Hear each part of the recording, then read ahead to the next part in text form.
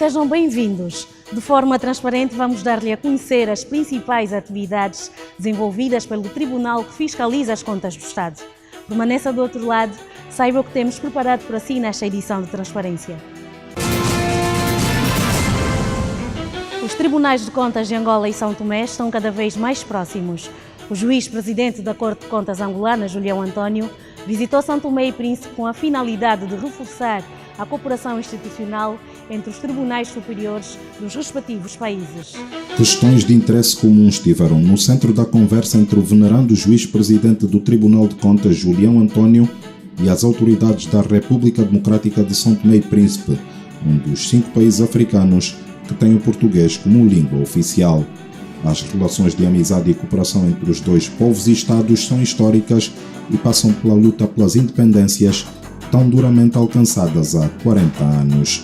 Julião António foi ao encontro do primeiro-ministro de São Tomé, Patrício Trovoada, para dizer que a instituição que dirige está pronta a cooperar no que for necessário com o Tribunal de Contas do país insular.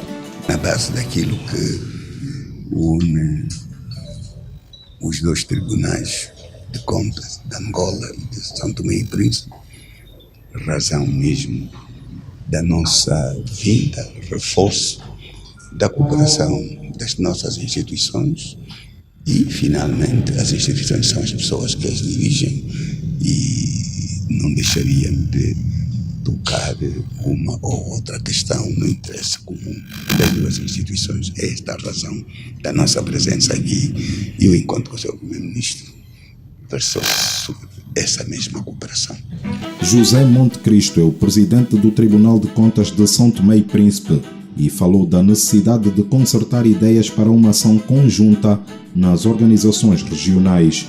A integração do Tribunal de Contas de São Tomé nas instituições internacionais conta com a experiência do Tribunal de Contas de Angola, cujo desempenho serve de exemplo para o país irmão. A necessidade de reforço do intercâmbio entre os dois tribunais, cujo o nível de realização nós consideramos satisfatório, mas que, entretanto, as duas partes reafirmaram a predisposição em fomentar e reforçar. Nós também consagramos a nossa atenção relativamente à questão da nossa inserção, a necessidade de concertação de pontos de vista, de posições sobre a nossa inserção nos diversos organismos regionais e internacionais. Sabem que os tribunais de contas funcionam com base em manuais de procedimentos e normas universalmente aceitas. Portanto, há um conjunto de iniciativas que são adotadas pela Intosai e por outros organismos regionais de auditoria e controlo externo das contas públicas a que temos que aderir. Portanto, a nossa adesão deve-se fazer de forma concertada, digamos, acautelando a nossa realidade concreta, a identidade de situações que temos relativamente aos países como Angola, como Guiné, como Cabo Verde e por aí fora. Portanto, nós debruçamos a nossa atenção sobre todo esse conjunto de questões e chegamos à conclusão de que devemos caminhar juntos. É certo que o Tribunal de Contas de Angola hoje está a um patamar bastante elevado e nós pretendemos seguir as pegadas.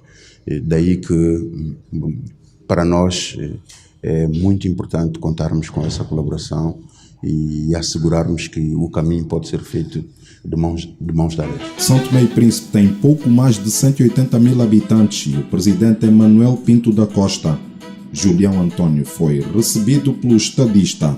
O funcionamento do tribunal, que fiscaliza as contas do Estado angolano, serviu de mote para a conversa. Sr. Presidente da República quis saber como é que o Tribunal de Contas funciona, se vai bem, se não vai, e nós tivemos que dizer a Sua Excelência o Presidente da República que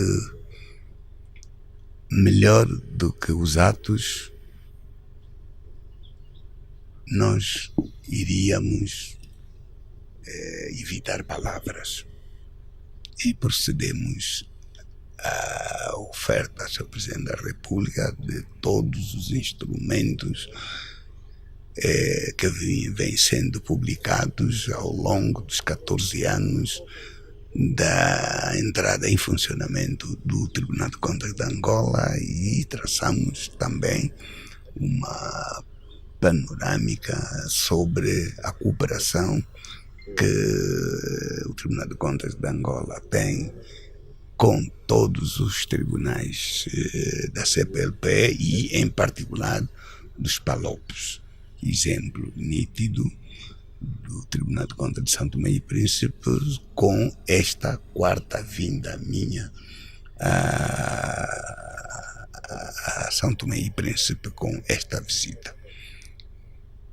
Nós temos estas relações desde o primeiro momento com o anterior presidente, o Dr. Fortunato Pires, e continuam as relações cada vez mais, e acho que essa cooperação, essa parceria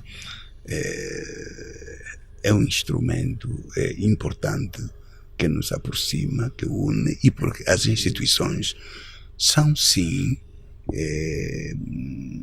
movimentadas por pessoas, e havendo relações entre as instituições, essas relações tendem-se entre as próprias figuras que dirigem as instituições.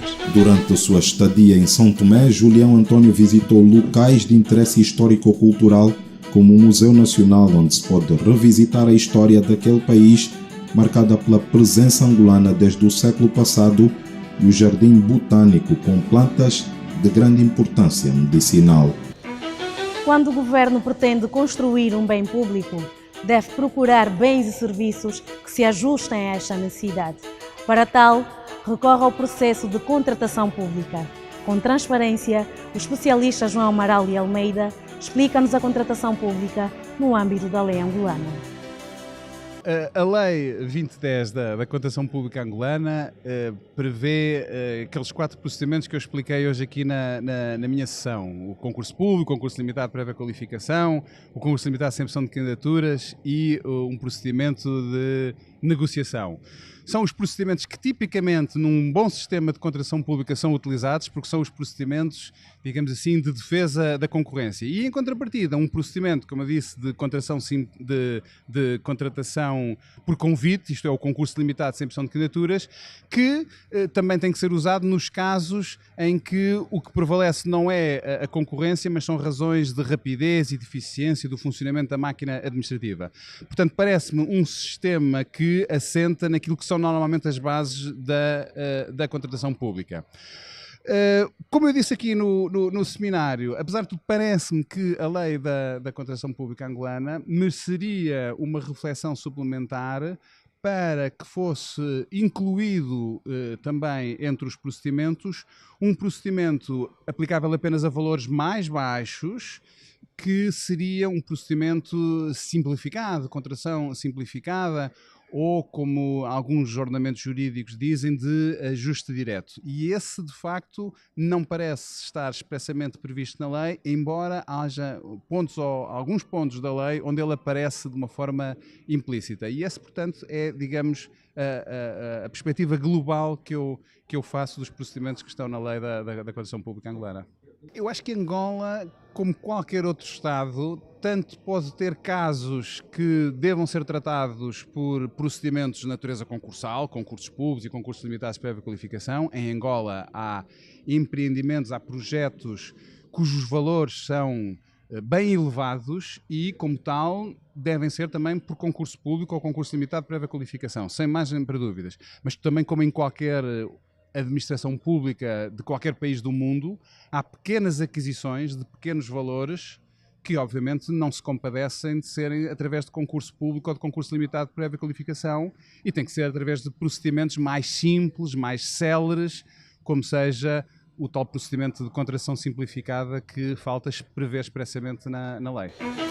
Chegamos ao fim de mais uma edição de Transparência. Novo encontro marcado para a próxima sexta-feira.